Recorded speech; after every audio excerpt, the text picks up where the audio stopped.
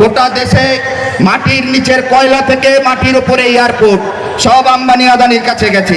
এ রাজ্যের মাটিতে বালি, কয়লা, গরু, চাকরি সব টাকা লালার, কালু, ভলু, শান্তনু, কুন্তল এদের কাছে গেছে। 100 দিনের কাজের টাকা চুরিতে হুগলি জেলা 1 নম্বর হয়েছে। গোটা রাজ্যের মানুষের সামনে হুগলি জেলার মাথা হেঁট হয়েছে যখন টিভির পর্দায় দেখেছে শান্তনু, কুন্তলরা সব হুগলি জুড়ে মুদিখানার খাতার মতন চাকরি বিক্রির হিসেব করেছে। হিসেব যখন এরা করেছে টাকা চুরির, হিসেব যখন এরা করেছে আমার শ্রীরামপুরের মাটি, আমার এই হুগলি জেলার মাটি, আমার এই বাংলার মাটিকে লজ্জিত করবার, তাহলে হিসেব বসে 5টা দিন 20 তারিখ সকাল সকাল ভোট দিন, চুপচাপ ভোট দিন, সব ভোট জোটে দিন, সব ভোট লালে দিন।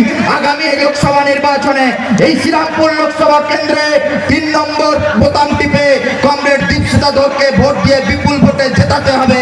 কারণ এই নির্বাচনটা এমন একটা জায়গায় দাঁড়িয়ে রয়েছে যেখানে দাঁড়িয়ে ব্যাংক, বিমা, পেনশন, আপনার স্বল্প সঞ্চয়ের জমানো টাকা, আমার পড়াশোনার খরচ, আপনার বাড়ির ছেলে মেয়েদের ভবিষ্যৎ, শিল্প কলকারখানা হবে কি হবে না, কৃষক ফসলের দাম পাবে কি পাবে না, শ্রমিক তার ন্যায্য মজুরি পাবে কি পাবে না, এ সবটা ঠিক করবে এই নির্বাচন।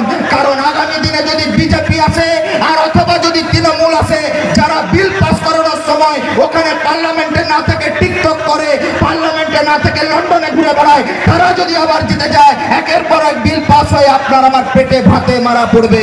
তাই আগামী নির্বাচনে শ্রীরামপুর থেকে 1 মুঠো অক্সিজেন আমাদের গোটা দেশের, গোটা রাজ্যের এই রাজনীতির বদ্ধ নোংরা ভাষার মাঝখানে, যেখানে রাজনীতিকে প্রতিদিন একটু একটু করে রাজনীতি থেকে আপনাকে আমাকে দূরে সরিয়ে দেওয়ার চেষ্টা চালাচ্ছে এরা, যারা প্রতিদিন আমার দেশের গণতন্ত্রের উপর আস্থা রাখবার ক্ষেত্রে প্রশ্নচিহ্ন তৈরি করছে, যারা প্রতিদিন আইনি ব্যবস্থা, বিচার ব্যবস্থা, পার্লামেন্টারি ব্যবস্থা সবটাকে মুষ্টিবদ্ধ করে এখনো একতন্ত্রের দিকে নিয়ে যেতে চাইছে। এক দেশ, এক ভাষা, এক দল, এক নেতা।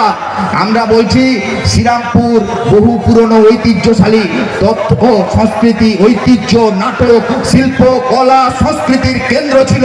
এই শ্রীরামপুরের মাটি থেকে এই বার্তা দিতে হবে, গোটা দেশ এক নয়, আমরা সবাই মিলে বিবিধতার মধ্যে ঐক্য গড়ে তোলে গোটা দেশকে এমন এক সংসদ উপহার দেব যে গোটা দেশের বুকে দাঁড়িয়ে যখন পার্লামেন্টের মধ্যে বক্তৃতা করবে, আগামী দিনে দেশের নীতি ঠিক করবে, আগামী দিনে আমাদের রাজ্যের বাম আন্দোলনকে গতি দেখাবে, পথ দেখাবে, এমন একজন সাংসদকে নির্বাচিত করবার সুযোগ আমাদের সামনে এসে দাঁড়িয়েছে।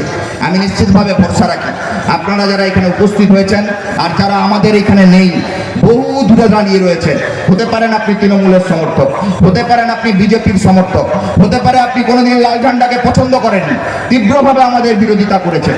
আমি আমার বক্তৃতার শেষে আপনাদের কাছে একটা আবেদন করতে চাই। আমাদের নেতৃত্বরা বক্তব্য রাখছেন, আমাদের প্রার্থী আপনার দোরগোড়ায় ঘুরে বেড়াচ্ছে। আপনি 20 তারিখ ভোট দেওয়ার আগে একবার আপনার গত 5 বছরের অভিজ্ঞতা, আপনার প্রতিদিন পত্র পত্রিকায় জীবন যন্ত্রণার মধ্য দিয়ে উপলব্ধ করা অভিজ্ঞতার মধ্য দিয়ে আমাদের নেতৃত্বদের বক্তব্য যাচাই করে দেখুন।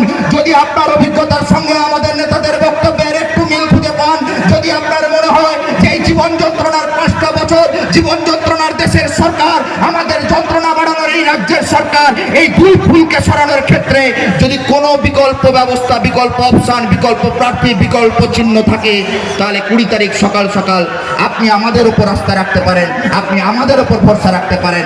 20 তারিখ সকাল সকাল আপনার আস্থার প্রতীক হোক কাস্তেয়াতুড়ি তারা। কারণ আপনি যদি বামে ভরসা রাখেন, বাম আপনাকে ফেরাবে না, কারণ আপনার বিপদের সময় আপনি বাম দিকেই থাকেন।